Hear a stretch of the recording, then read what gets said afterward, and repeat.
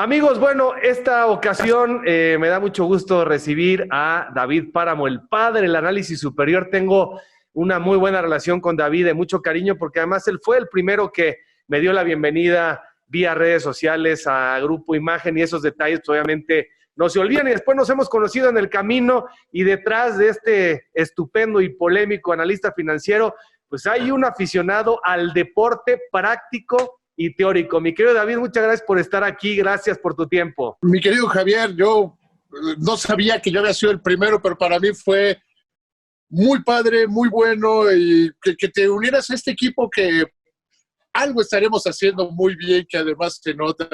Y sabías que a mí me da mucho por contarlo. Yo creía que me iba a dedicar al periodismo deportivo, que en algún momento hubiéramos trabajado del mismo lado, porque a mí lo que más me gusta son los deportes.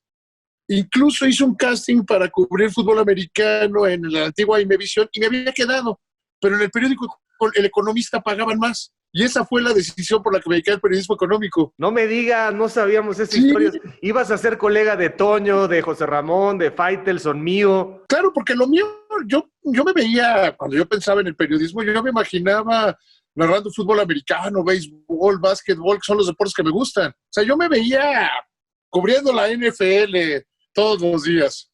Ya sé, por eso cuando hemos platicado, de pronto traes los mejores temas, analizas muy bien, estás enterado, o sea, puedes tranquilamente ocupar un lugar ahí con Toño, con Bura, con Garay en el tema de americano, y en el tema del béisbol igualmente. Sé que eres aficionado a los Gigantes de San Francisco y a los Raiders de Oakland, ¿no? Y a los Warriors de Golden State. Ah, pero ahí, o sea, ¿te subiste al tren de la victoria con Golden State o desde antes? No, yo les iba desde que eran malos. O sea, ponte a pensar, yo le iba a los Raiders, que los Raiders llevan 20 años siendo muy malos. Ajá. A San Francisco le voy por Barry Bonds, porque yo era muy fan de Barry Bonds. Ajá. Y entonces le voy por Barry Bonds desde la época de Barry Bonds. Y además, por alguna razón, voy mucho a San Francisco, voy mucho a Oakland, voy mucho a esa zona.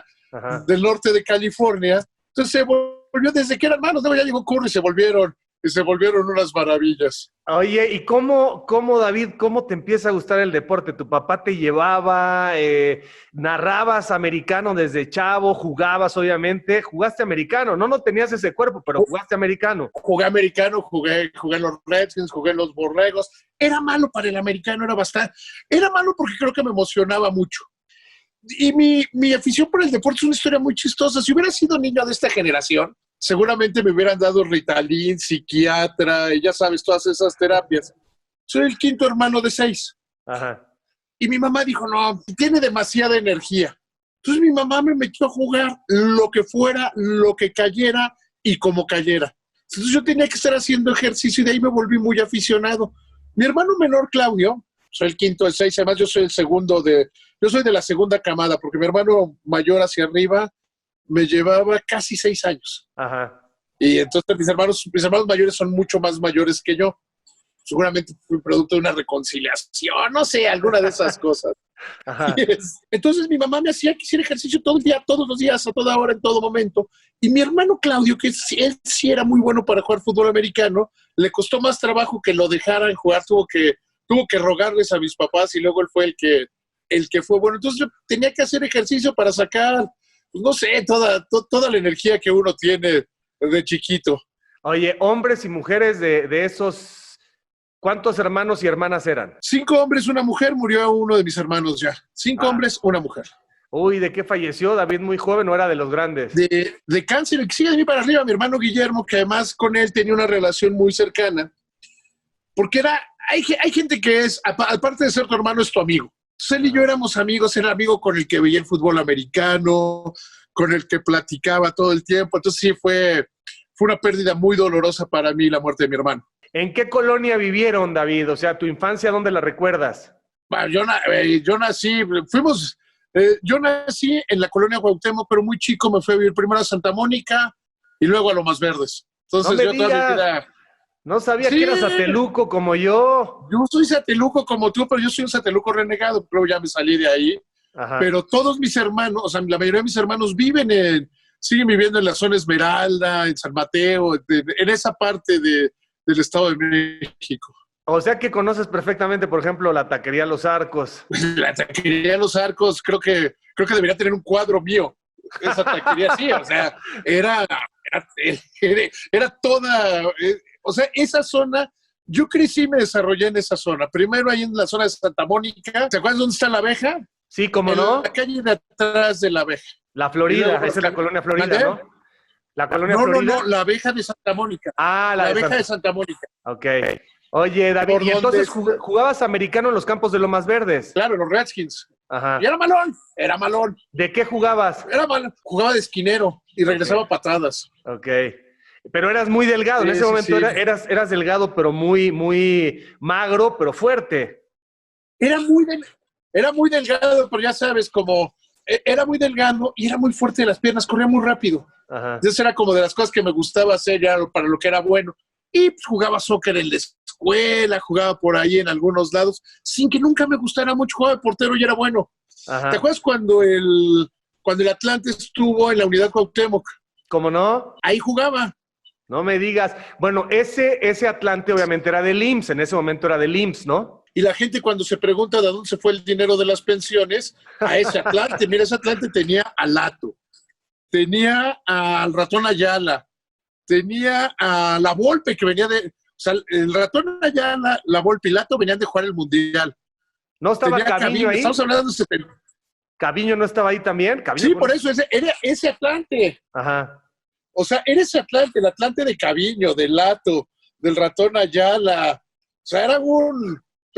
¿Quién sabe? Luego por eso se perdió el dinero de las pensiones, ¿no? Porque se fue en sueldos. Lato había sido un polaco, que no sé si recuerdas, que fue Sí, campeón de goleo. de 1974, Y sí. la Volpe que venía, la Volpe, 78, venía de ser él del 74, y la Volpe y Caviñ, y la Volpe y el Ratón Ayala venían del 78. La Volpe jugó, sí, la Volpe jugó el 78.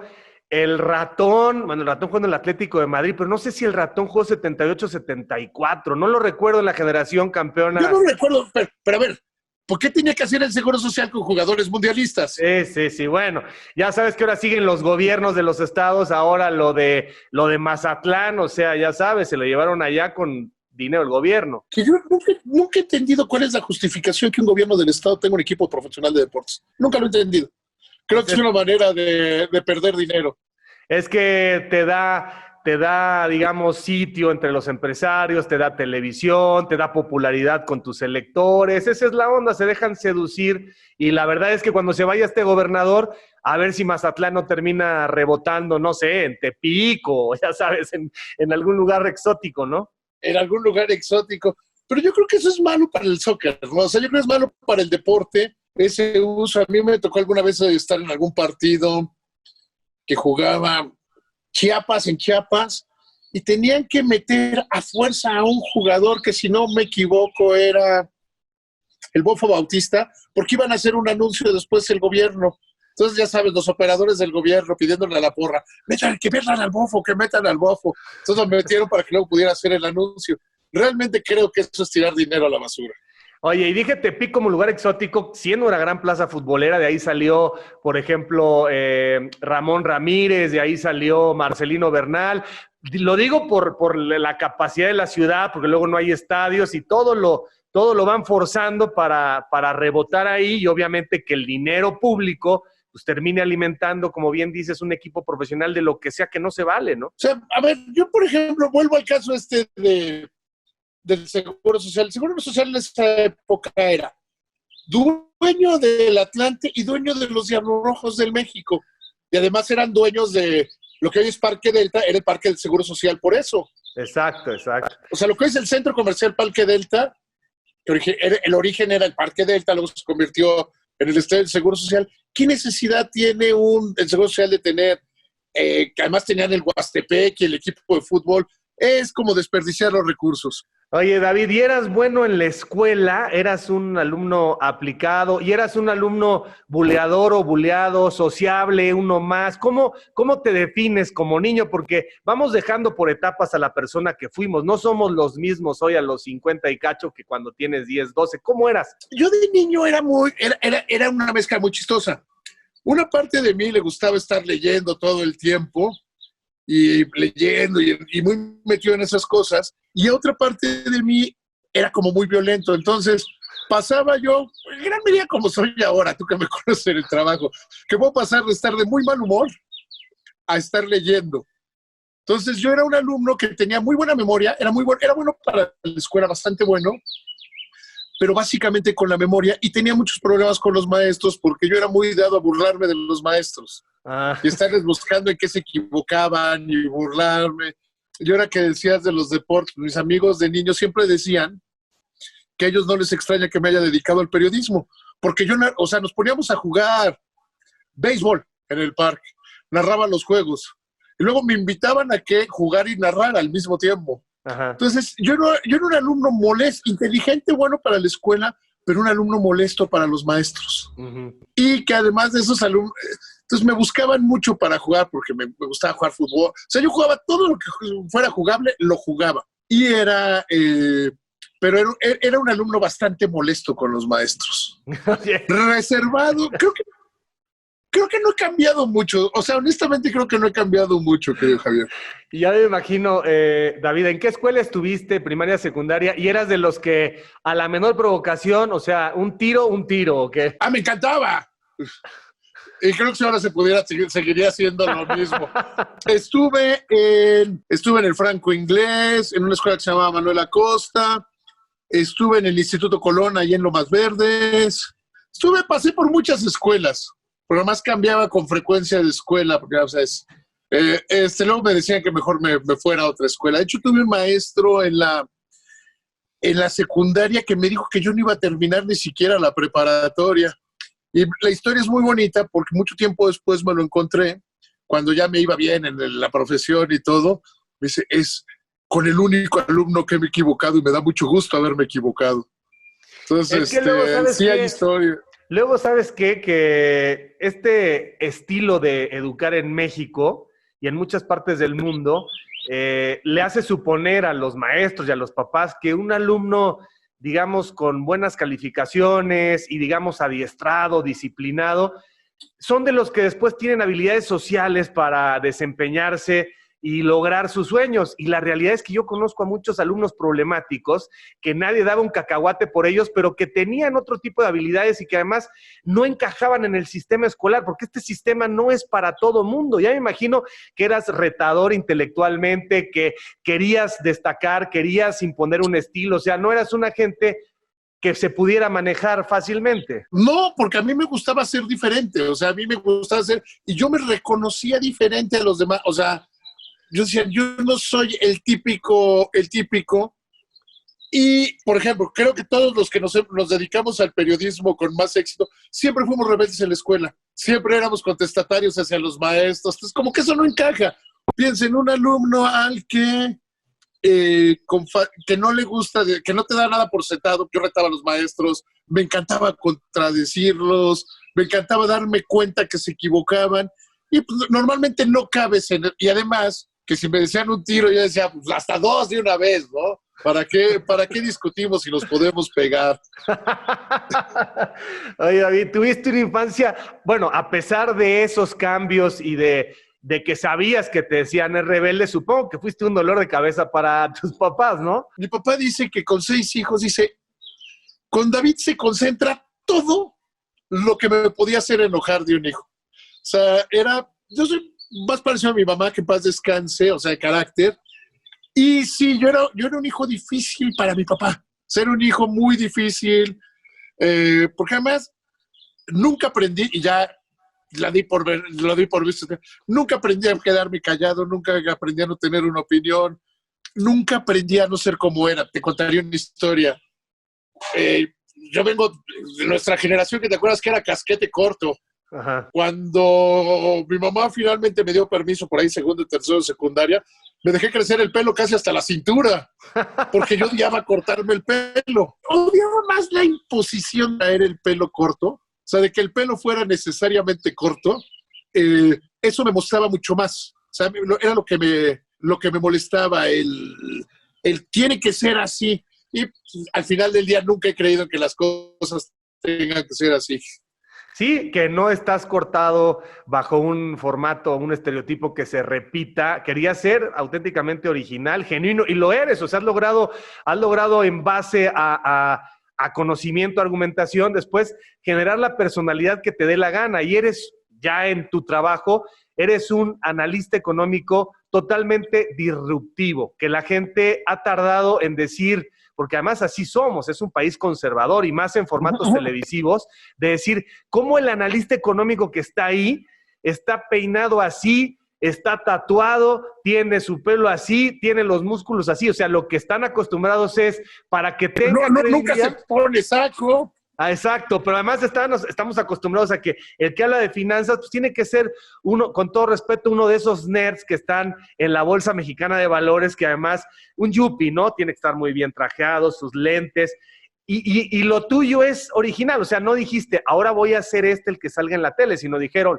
en la empresa en la que estás, te compraron así, tú dijiste, yo soy así, y si les gusta, ¿no? Mira, cuando empezaba el canal, la parte de televisión abierta, había uno de los directivos a quien le mando un abrazo porque además lo quiero mucho, somos muy amigos ahora, a Alberto Taracena. Un día llegó a decirme que me tenía que vestir, me dijo, oye, David, ¿por qué no te vistes como ejecutivo contemporáneo? No va a pasar. Bueno, es que mira, podemos ver, no va a pasar. Y los tenis, no va a pasar. Y lo entendió porque yo creo que al final del día, más allá de los formatos, los cartabones, lo que la gente pueda decir, tú reconoces la integridad. Tú y yo que tenemos carreras ya de 3 décadas en esto, la gente sabe que has sido consistente. O sea, que eres consistente en lo que piensas, en lo que crees, en cómo te comportas. Y esto es lo que ve. Yo al principio decía, sí dudaba entre me pondré saco y no me pondré saco. Que venía yo de otro canal, de Azteca, donde la norma en noticias, es una norma, es todos los conductores de noticias tienen que traer saco. Me decía, si quieres no traigas camisa, pero saco sí. Ajá. Porque ese era el esquema, ¿no? E incluso tenía yo un saco que solo me ponía para el noticiero. Tenía un saco que dejaba en el canal y siempre me ponía el mismo saco. Uh-huh. Entonces, yo sí creo que en esta vida lo más importante es ser quien tú eres. No parecerte. A ver, bien decías, todos los comentaristas financieros tienen un tipo. Entonces se vuelven prescindibles porque no son ellos, son el comentarista financiero. Entonces se vuelve un papel, se vuelve una persona que tiene que ser y no se vuelve la persona que es. No estoy siendo claro. Sí, totalmente claro. Creo yo más el que yo soy auténtico porque tú y yo que tenemos una relación fuera del aire y la gente que me conoce sabe que así soy fuera del aire. O sea, que lo que ven es consistente con lo que es. Y por el otro lado se generó un efecto que digo yo que es como el efecto del merolingo. Que alguien empieza a gritar en la calle, entonces todo se acerca y dice, no está tan mal lo que dice en materia financiera. Tienes razón. Entonces la gente ya se acostumbró y ya se quedó. Hace unos días se me ocurrió, porque venía de una comida, venía vestido así, pues salí con pantalón y camisa. Hubo gente que decía, ¿cómo? ¿Camisa fajada? ¿Qué le pasó? Pues nada, que se me había ocurrido vestirme así después de tantos días de cuarentena, ¿no? Oye, David, y a ver, y entonces supongo que la preparatoria, por la misma filosofía que tienes, porque a la gente debe saber que te gusta como la libertad, te gusta explorar, te gustan los viajes, no sé si la motocicleta, pero sí vemos que tienes un coche, tienes un Camaro, ¿no? En este momento tienes un Camaro. La moto no me gusta, la moto no me gusta, pero sí me gustan los coches raros, me gustan los coches musculosos. No me gustan las motocicletas, creo que en la motocicleta, si puedes ir cómodo, ¿por qué ir incómodo? ¿Para qué ser tú la carrocería si puedes tener carrocería, no? Okay. Y yo sí creo mucho en la libertad de que cada quien sea quien quiere ser y como quiere ser. Y en ese sentido, por ejemplo, me imagino en la prepa, o sea, en la prepa todavía no tienes sueños de televisión ni sueños de analista financiero. En la prepa supongo que estabas comiéndote el mundo, ¿no? Querías conocer, viajar, experimentar. ¿Cómo fue esa parte que para mí es la más divertida? No, fíjate que yo siempre, o sea, sí me gusta viajar, sí me gustan todas esas cosas, sí me gusta la libertad, pero yo en la preparatoria era, como soy ahora, soy reservado, no soy muy de estar con la gente. Y yo en la preparatoria me la pasaba pintándome. Me la pasaba, traía los pantalones todos pintados, siempre los traía manchados de pasto, siempre había una cascarita de algo que jugar, ¿no? Y yo era mucho más así, yo siempre estaba pensando, yo tenía claro que me iba a dedicar al periodismo. O sea, yo tenía desde los quizá 6, 7 años que me iba a dedicar al periodismo, que era lo mío. Uh-huh. No tenía claro a qué me iba a dedicar, te digo, yo estaba convencido que me iba a dedicar a los deportes, que iba a andar ahí narrando, que iba a andar ahí con Burak narrando Super Bowls. Ya llevaría como 30. Yo creía que iba a hacer eso, pero yo siempre he sido, contrariamente a lo que parece, que me gustan los carros, que me gustan las cosas así, siempre he sido como ermitaño, siempre he sido de respetar mucho la parte total y absolutamente íntima. No soy muy de fiestas, nunca lo he sido. Entonces, sí es una mezcla rara. Uh-huh. Oye, David, ¿y cómo se da tu primer contacto con la gente de Azteca? ¿Es tu primer medio de comunicación? No, antes hay otros. No, yo empiezo en el periodismo cuando tenía 16 años, en el periodismo escrito. Empiezo en una revista Señal que la dirigía el ahora embajador de México en el Vaticano. Ajá. Entro en 1988 al periódico El Economista y empiezo a hacer radio en Radio Fórmula. Mi primera experiencia en televisión fue con Ciro Gómez Leiva, en CNI Canal 40. Uh-huh. Ciro un día me habló y me dijo, oye David, me gustaría que vinieras a hacer una sección, y ese noticiero lo hacíamos Denise Merker, Ciro evidentemente, Carlos Albert y yo. Uh-huh. Carlos Albert sabe la parte deportiva y yo en la final.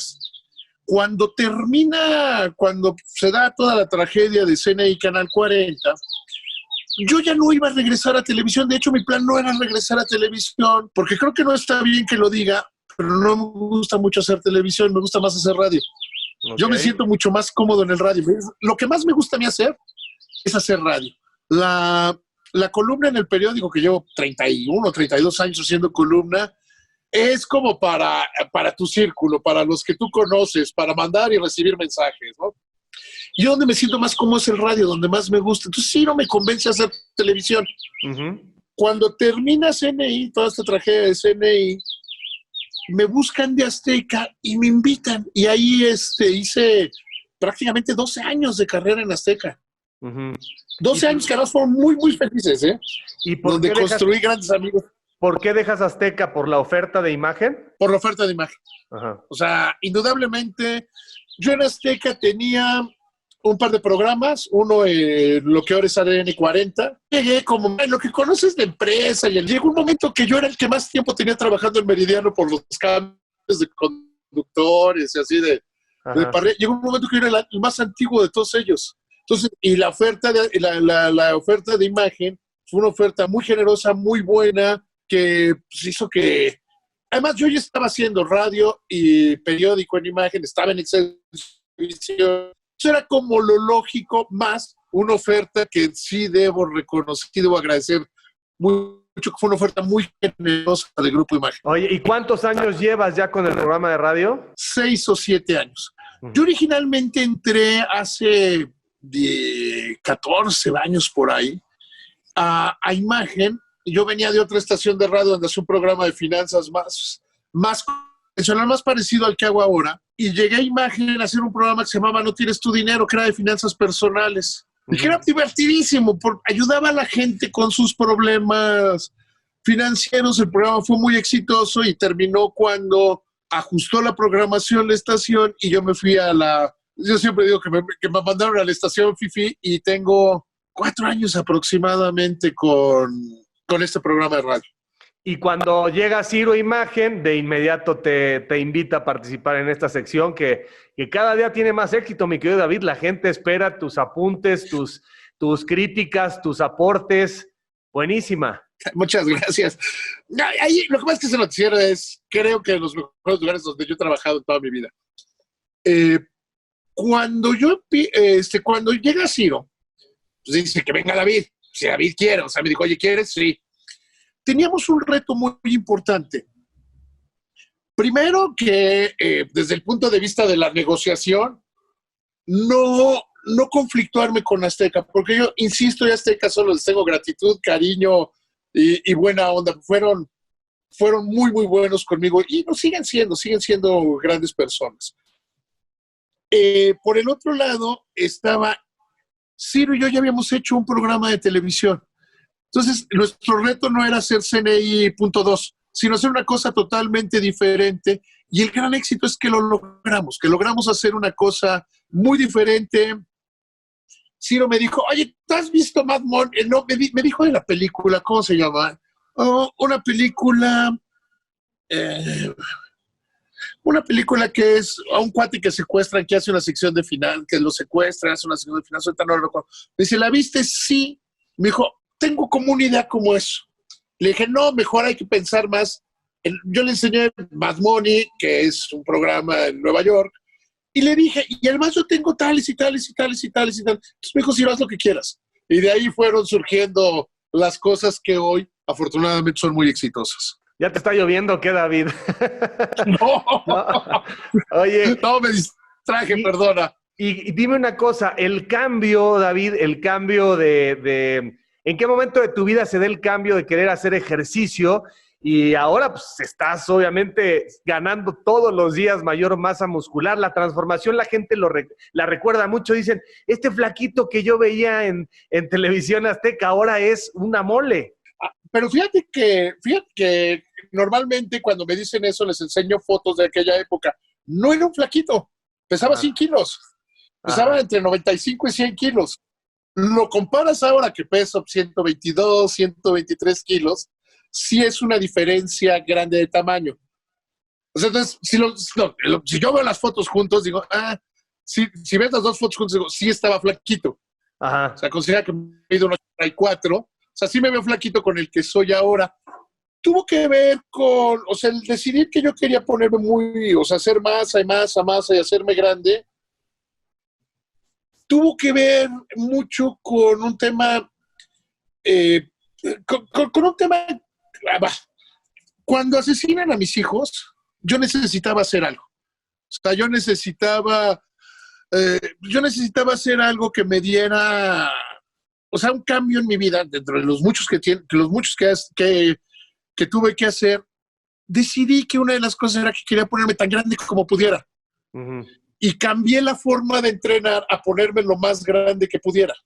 Uh-huh. O sea, ahora cambias la comida, cambias la forma de entrenar, cambias ese tipo de cosas. Y yo creo que ha sido una de las muletas psicológicas que he tomado. Ajá. Es un poco el decir, la transformación que te ha pasado sentimentalmente se puede traducir en una terapia en donde transformarte físicamente para ti es digamos, redituable, ¿no? Te realizas. Sí, o sea, decidí que había muchas cosas que son las cosas más importantes que otras que tenían que cambiar. Y una de ellas fue esa, fue la parte de decir, pues quiero ser lo más grande posible. ¿Y los tatuajes qué significan? ¿Cuántos tatuajes tienes? ¿Es cierto que es una adicción? O sea, a mí de pronto me ha dado curiosidad, no me he puesto ninguno, pero ¿qué significan los tatuajes? ¿También tienen que ver con una parte emocional o es simplemente diversión? Hay un chiste más o menos común entre el mundo del tatuaje que dice que el primer tatuaje tiene un súper significado y no sé qué. Y si ya cuando tienes más de 20 es porque se veía chistoso. O sea, yo sí creo. El primer tatuaje que me puse es un 23, refiriéndome al Salmo 23. Y yo te diría, yo hoy tengo tatuajes porque me parecen divertidos. Perdóname la ignorancia, tengo tatuajes porque ¿Qué dice el Salmo 23? El Salmo 23 es aquel que empieza, el Señor es mi pastor, nada me falta. Ah, ok. Es que además yo digo que es el principio de la... O sea, que es lo que si nada más supieras algo de la Biblia, solo tendrías que saberte ese Salmo. Uh-huh. Lo tengo tatuado aquí y el inicio de la oración lo tengo tatuado en el costado. Okay. Que mi hijo Diego, mi segundo hijo, también lo tenía tatuado. Él y yo lo teníamos tatuado. Y te digo, al principio sí tienen mucho significado y le pensaste mucho. No sé, mi hija que tiene 15 años está pensando en su primer tatuaje y lleva como 3 años pensándolo. Y si se vuelve fan de los tatuajes, de repente se lo va a poner uno porque le pareció divertido. A ver, me puse un tatuaje recientemente porque el tatuador y yo, después de haberme tatuado, dijimos, hay un hueco ahí en la mano que se ve medio feo, en el brazo que se ve medio feo. Pues lo tapamos, le ponemos, o sea, se vio un hueco de piel. Ajá. Y próximamente me haré un tatuaje aquí en el codo. Me lo iba a hacer, pero me asolé, no sé qué. Y entonces, es el logotipo de los Raiders. No me digas. pero, o sea, digo, sí hay tatuajes que tienen mucho significado y hay otros, honestamente, porque se ven bonitos. Pero o sea, ¿cuántos tienes? Se ve bonito, está chistoso. ¿Cuántos tienes hoy? Más de 30. Más de 30. Va, qué barbaridad. Oye, ¿y tu hija de 15, o sea, tuviste a tus 2 hijos, en paz descansen, y tienes una tercera hija? Tengo una tercera hija y un hijo que acaba de cumplir 5 años. Ok. Y ellos, la de 15 años es la que... Tengo una hija, sí, ella se quiere tatuar creo que desde que tenía como 7. Okay. Pero el otro día me enseñó un tatuaje y le dije, pues te vas a poner algo que está de moda y que en 6 meses va a dejar de estar de moda, ¿no? Y solamente te casaste una vez. 2. 2, ok. 2. Con la mamá de mis hijos, de Alfredo y Diego, los mayores, y luego con la mamá de mis otros 2 hijos. Uh-huh. Nos casamos, nos divorciamos, nos volvimos a casar y nos volvimos a divorciar. No me digas. Es que resulta que soy un conservador. Los hijos solo son dentro del matrimonio o algo así. Oye, David, ¿y desde cuándo mis hijos se llevan? Dime. ¿Desde cuándo? Tus hijos se llevan 10 años, o sea, los 15 y 5, ¿no? Sí, se llevan 10 años. Te iba a preguntar, ¿desde cuándo, desde siempre fuiste tan religioso? O sea, la gente debe saber que eres muy religioso, eres cristiano, pero practicante, convencido, profundo. ¿Cuándo se da esto? Yo nací en una familia católica, de católicos convencidos. Mis papás incluso eran instructores de la iglesia católica. Y yo descubrí siempre, o sea, hay quienes dicen, ¿cómo encontraste a Dios? Pues Él me encontró a mí, yo ahí estaba.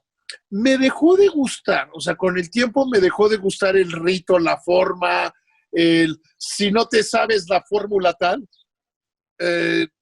no puedes.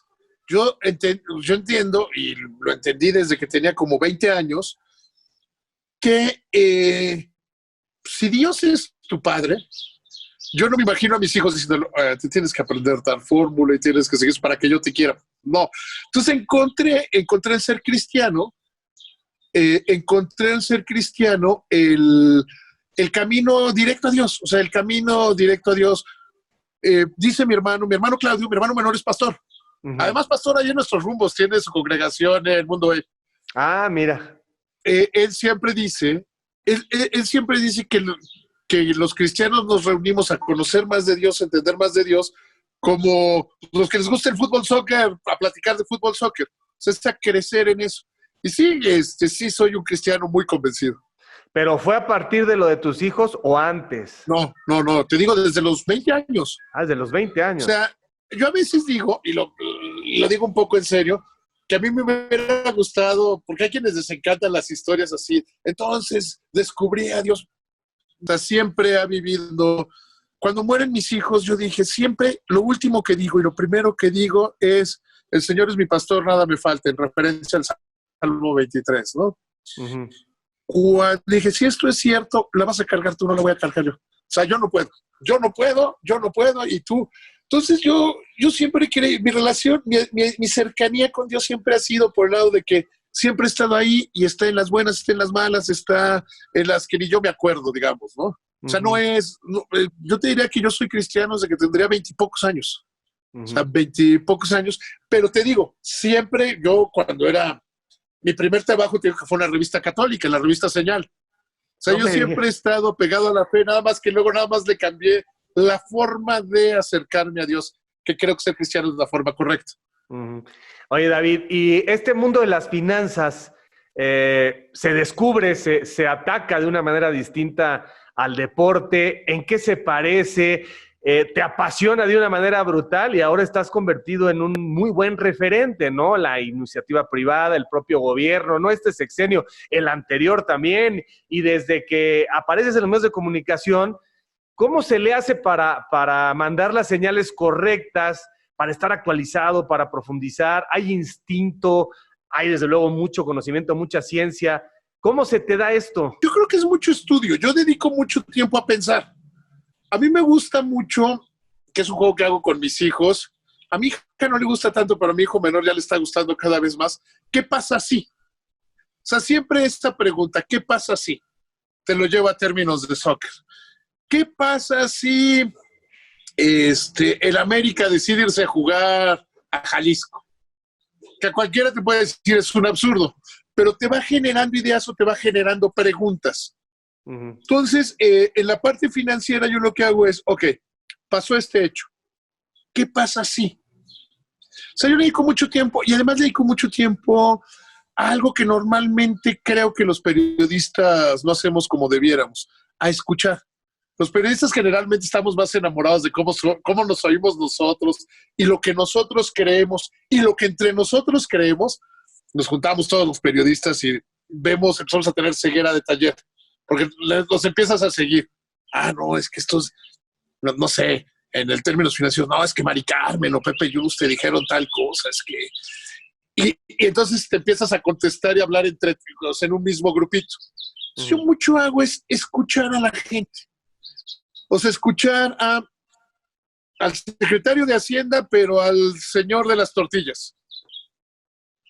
Porque el secretario de Hacienda tiene una visión, el señor de las tortillas tiene otra. La realidad se construye en un punto entre los dos. Y le dedico mucho a pensar, ¿qué pasa si? O sea, ¿qué pasa si el secretario de Hacienda se enoja y renuncia?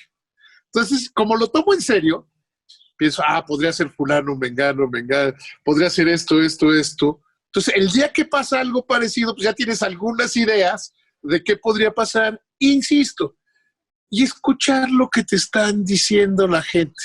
O sea, cuando yo me siento a platicar con algún funcionario, con algún banquero, lo escucho. O sea, me encanta escucharlo. Porque a veces lo que te dicen o lo que no te dicen te va ayudando a como ir poniendo postes de realidad de por dónde van las cosas. Y de qué es lo que les interesa y qué no. Y saber que en el fondo, pues lo que tú creas es lo que tú crees, pero no es necesariamente lo que pasa. Creo yo que dedicarle tiempo a pensar. A veces en el periodismo nos falta tiempo para pensar. Yo, por ejemplo, me gusta mucho entrenar solo en el gimnasio, porque me dedico a pensar en cosas del trabajo sin preocupación. O sea, con audífonos, con la música que me gusta, pero estoy pensando en cosas. Entonces, yo creo que mi éxito tiene mucho que ver en el tiempo que le dedico a pensar y a quitarle cómo me cae alguien o cómo no me cae. Pero es importante comparar lo que te dice el subsecretario de Hacienda claro, y luego ir a la calle para ver si ese mensaje está siendo cotejado o recibido por la población. Para mí es claro que fue un error que López Obrador ganara y que tuviera la mayoría en el Congreso. Pero eso no quiere decir que todo lo hace mal. Entonces le quitas la parte de cómo te cae. Oye, la Procuraduría, la Procuraduría Fiscal está haciendo bien o mal. Está haciendo bien. Independientemente de si me caen bien o mal, ¿no? Oye, el gobierno presentó tal ley en el Congreso. Entonces, juzgar a los hechos por lo que son, no por lo que tú opinas de quién está atrás del hecho o por lo que tú crees de que debe ser. Ya entiendo perfectamente. Y yo te diría, ya que te metiste en esta, ¿hacia dónde vamos con la pandemia y con la economía así?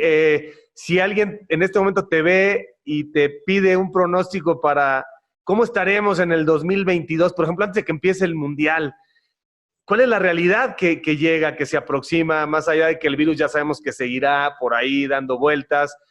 ¿Hacia dónde va el país? Mira, yo creo que, ¿hacia dónde va el país? ¿Qué veo yo? Uno, que somos el único país del mundo que no está tomando las medicinas que debería tomar. Somos el país de la OCDE, por ejemplo, que menos está poniendo en apoyos. Entonces, eso va a hacer que la recuperación sea más lenta o sea peor. Permíteme el siguiente símil. Te rompiste el brazo con fractura expuesta. El brazo va a soldar. O sea, ¿cómo vamos a estar para el 22? Pues vamos a estar creciendo, pero la pregunta es, ¿cómo va a soldar el brazo? ¿Va a soldar el brazo perfectamente bien y va a ser funcional? ¿Va a soldar con algunos dolores o va a no ser funcional totalmente? Me preocupa que este gobierno está apostando a que las cosas se van a arreglar naturalmente. Que es, ya me puse el yeso, algún día me quitaré el yeso y va a quedar bien. A lo mejor necesitas hacer muchísima terapia. A lo mejor necesitas alguna otra operación. Entonces, ¿cómo vamos a estar? 2022, antes del Mundial, la economía va a estar creciendo, sin duda, pero poco. Lo que hemos perdido en lo que va de este año es regresarnos primero a una crisis que nuestros hijos no habían vivido. Tú y yo, que somos de la misma generación, nos había tocado, decíamos que nos había tocado vivir todas las crisis y suponíamos que ya se habían acabado. Nos tocó vivir una nueva y más dura. O sea, quien nació a partir de 1990 no sabía lo que era una crisis. La última vez que la economía mexicana estuvo en crisis fue en 1995. Tuvimos por ahí una caída en 2009, pero fue una caidita. Y habíamos venido creciendo 10 años consecutivos. Poco y mal, sí, pero habíamos venido creciendo. Entonces, ¿qué va a pasar? 2022, la economía va a estar creciendo, pero los niveles de bienestar de las personas se van a haber perdido. Muchas personas van a haber perdido lo que habían venido construyendo. Veíamos un México donde ya más o menos era común que las clases medias tuvieran su cochecito, que pudieran ir a un viajecito al año. Eso va a perder quizá durante 5 o 6 años, porque fue una crisis, es una crisis muy dura y el gobierno se ha encargado de hacerla más dura. Una parte es por no dar apoyos para preservar el empleo y otra parte porque es muy difícil, y entiendo que sea muy difícil, ¿qué tanto mantiene cerrada la economía por salud y qué tanto puede aguantar el hambre? O sea, tú que estás haciendo esa gran obra social en las calles, si le dices, oye, ¿te puede dar coronavirus o tus hijos no van a comer? Yo ya tendría la respuesta, ¿eh? Sí, claro. Me vale madre si me puede dar coronavirus o no. Mis hijos comen porque comen. Entonces, en eso ha fallado el gobierno, en eso hemos fallado todos como sociedad.